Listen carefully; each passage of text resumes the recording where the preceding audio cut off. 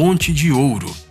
O Vietnã tem muitas atrações turísticas e uma delas está localizada na cidade de Da Nang. A Ponte de Ouro tem 150 metros de extensão e vale uma visita mesmo que você não goste muito de visitar pontes. Essa estrutura, que repousa sobre duas mãos de pedras gigantes, está localizada ao longo da borda da montanha Bana, a uma altitude de 1.400 metros acima do nível do mar. Além das mãos especialmente envelhecidas, como se pertencessem a um gigante, a estrutura é sustentada por mais 8 pilares. Da ponte há uma vista magnífica dos vales, colinas e florestas ao redor. Ao longo do caminho da ponte foram plantadas flores de lobelia. As mãos de pedra, que parecem ter centenas de anos, foram feitas recentemente de fibra de vidro e aço. A empresa TA Landscape Architecture foi a responsável de projetar e construir essa incrível obra. A Ponte de Ouro está localizada no Jardim Tien Thai, no território do resort vietnamita Ba Nan Hills. O governo do país alocou 2 bilhões de dólares para a implementação do projeto. Com o tempo, as autoridades planejam construir uma segunda ponte prateada ao lado da ponte já existente.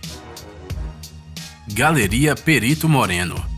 Esta famosa galeria, localizada dentro do Parque Nacional Los Glaciares, no sudeste da província de Santa Cruz, na Argentina, é realmente muito impressionante. Este é um dos pontos turísticos mais interessantes da Patagônia Argentina. Aqui, o silêncio é quebrado apenas pelo estrondo dos enormes blocos de gelo, separando-se do maciço glaciar principal e formando enormes icebergs.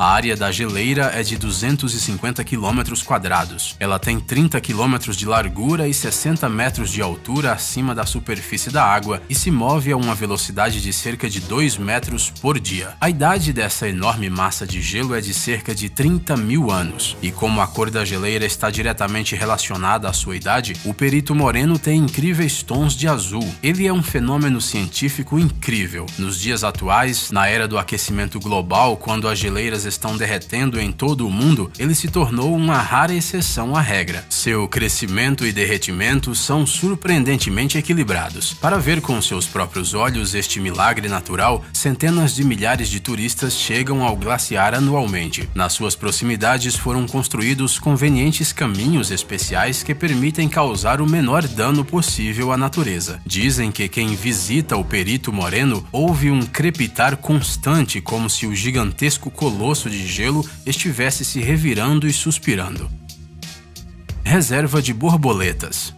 Cada inverno, milhões de exemplares de borboletas monarca, suficientes para cobrir toda uma floresta de pinheiros, migram do Canadá para as terras altas centrais do México, criando um incrível enxame colorido. Imagine só, uma floresta inteira de borboletas. Em 1940, o entomologista canadense Fred Urquhart, juntamente com sua esposa Nora Urquhart, iniciou um projeto para estudar as rotas de migração das borboletas dessa espécie. Os cientistas descobriram muitas áreas de invernada nos Estados Unidos, mas também notaram uma característica interessante. Depois que as borboletas voavam para o Texas, elas desapareciam de repente. Em 1975, um grande aglomerado de borboletas foi encontrado nas montanhas do estado mexicano de Michoacán e se descobriu que elas passavam o inverno ali. Desde então, esses lugares se tornaram uma verdadeira atração turística. Hoje em dia, para proteger esses belos insetos, os planaltos foram incluídos na lista dos patrimônios mundiais da Unesco. O parlamento mexicano também protege legalmente esse lugar e hoje em dia tem o status de reserva nacional da biosfera. Durante os meses de inverno, todas as árvores mudam de cor de verde para laranja, já que durante esse período há um enorme acúmulo de borboletas. Essas borboletas são tão amigáveis que elas mesmas pousam nas mãos das pessoas.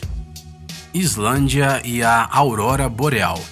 A Islândia é um país incrível, com uma natureza única, milhares de cachoeiras, geysers e os fãs de futebol mais legais do mundo. Mas o principal, é claro, são as luzes do norte. Sim, elas podem ser vistas no continente, na Noruega ou na Finlândia, mas quando falamos de luzes do norte, a primeira coisa que vem à cabeça é a Islândia. E quando falamos de Islândia, a primeira coisa em que pensamos são as luzes do norte. Este belo espetáculo especial pode ser visto aqui no final de agosto agosto e abril, e para vê-lo basta ir até a varanda. Mesmo a abundante iluminação artificial de Reykjavik, a capital da Islândia, não impede de desfrutar deste espetáculo de luzes brilhantes no escuro céu islandês. Machu Picchu. A cidade perdida de Machu Picchu é o mais famoso e misterioso monumento da cultura inca do mundo. Este lugar obviamente está incluído na lista de patrimônios da Unesco. Este é o único monumento inca que não foi tocado pelos espanhóis. Os conquistadores nunca chegaram a Machu Picchu.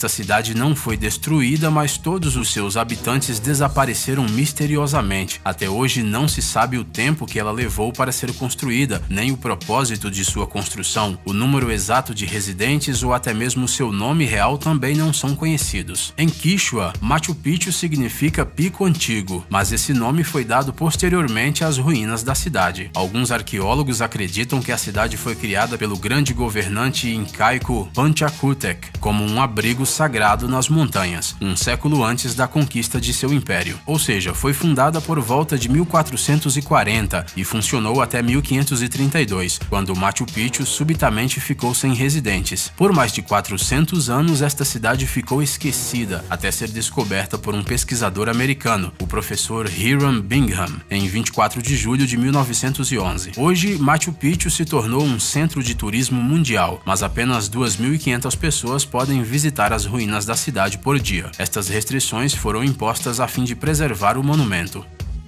Montanhas Tianzi. Se há um lugar no nosso planeta onde é possível encontrar um pedaço da Pandora de Avatar, é na China.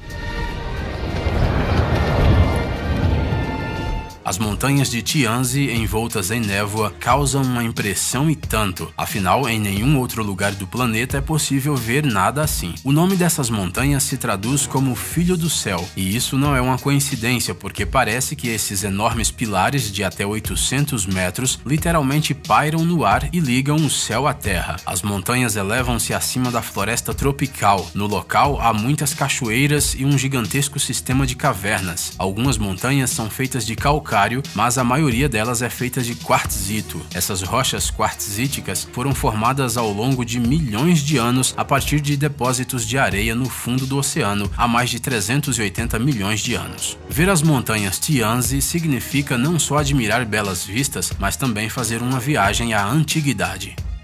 Desfiladeiro do Antílope. O Desfiladeiro do Antílope é um lugar mágico e misterioso que apenas a rica imaginação da natureza poderia criar. Ele está localizado no sudoeste dos Estados Unidos, no estado do Arizona. O canyon recebeu esse nome devido às paredes avermelhadas que lembram a pele de um antílope. Durante vários séculos, a água e o vento esculpiram sulcos de centenas de metros no arenito vermelho. Uma vez, em alguns anos, durante a estação de fortes chuvas, os cânions, que geralmente são secos durante o ano, são inundados por água.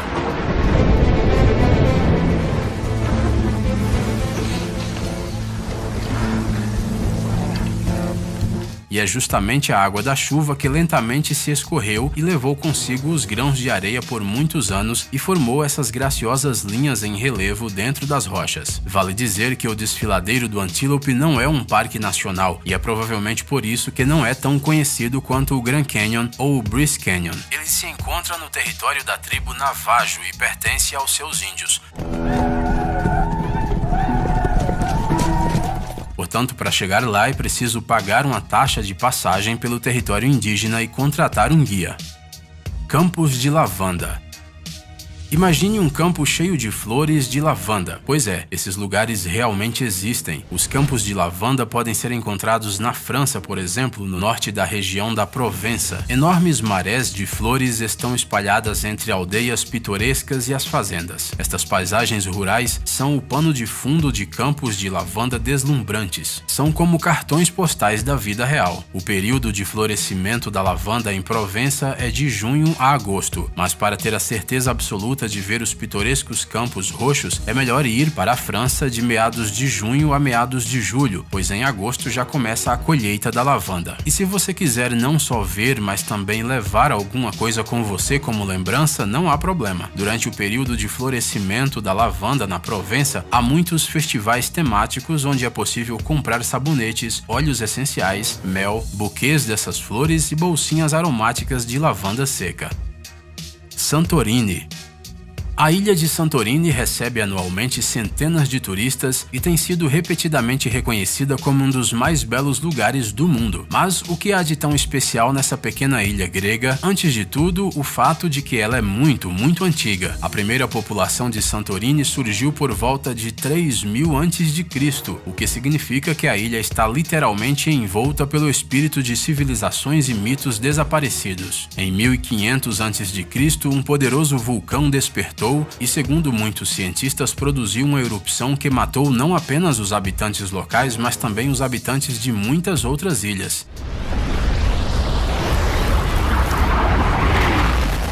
Mas isso foi há muito tempo e hoje em dia Santorini é um verdadeiro paraíso. Imagine só, a beleza das casas brancas como a neve, combinadas com o azul dos telhados, janelas e cúpulas de igrejas, as quais são mais de 300 aqui. E claro, uma vista deslumbrante do mar Egeu e do poderoso vulcão. Laguna Roja. A Laguna Roja, localizada na cidade chilena de Caminha, a uma altitude de 3.700 metros acima do nível do mar, é considerada um dos lugares mais misteriosos do planeta. O nome do lugar, Lagoa Vermelha em português, está associado à cor da água, que é de um vermelho tão intenso que às vezes parece tinta ou mesmo sangue. Curiosamente, apenas os moradores locais sabiam dessa lagoa até 2009. O Serviço Nacional de Turismo do Chile nem sequer suspeitava da existência da Laguna Roja. Segundo os ambientalistas, a cor da água da Laguna Roja se deve à presença de diferentes tipos de algas e não há nada de sobrenatural nela. Mas segundo a população local, o lago pertence ao próprio diabo. Bem, a quem mais pertenceria essa água vermelha? Assim como os supostos mistérios associados às tumbas egípcias, esta Lagoa Vermelha supostamente tem uma maldição que afeta aqueles que se aproximam de suas águas. É por isso que a Laguna Roja simplesmente não aparece em muitos mapas locais e os viajantes, ao ouvir falar de seu misterioso poder, preferem evitar este lugar. Existe até uma lenda de que milhares de índios Aymara, que já viviam neste lugar, simplesmente desapareceram sem deixar vestígios por causa dessa maldição. Mas quanto mais misticismo rodeia a lagoa, mais interessante ela é. Você arriscaria tocar sua água vermelha?